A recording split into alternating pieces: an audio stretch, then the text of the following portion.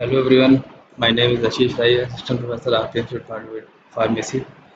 Today my topic is about bronchodilator. The drug which dilate the bronchi and are called the bronchodilators or lungs.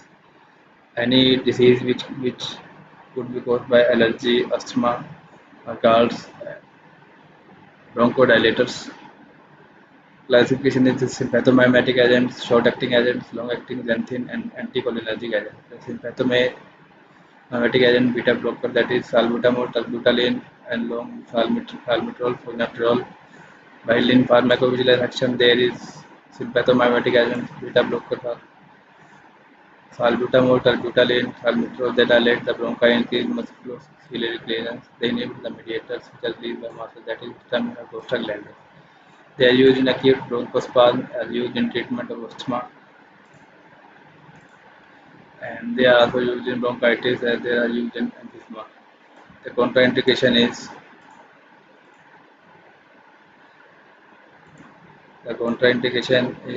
hypertension, coronary artery, uncontrolled arrhythmias, and previous history of stroke. The dose is salbutamol is 2 to 4 mg oral and 0.25 to 0.5 mg in IM or subcutaneous.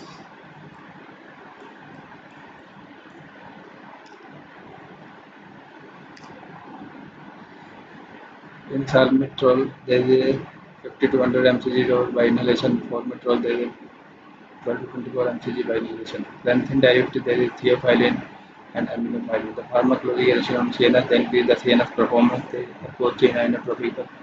They lack the smooth process, they increase the acid and effects in the stomach, they increase the contraction force of skeletal muscle. They indicate in acute attack of asthma and mild to moderate bronchospasm COPD, and while in contraindicated hypertension, CVD disease, and in cystic fibrosis and hypothyroidism, hepatic pulmonary ulcer pregnancy. Doses are theophylline 100 to 300 mg TDS and aminophylline 2 to 500 mg only. So this is the classification of bronchodilators. Yes, thank you.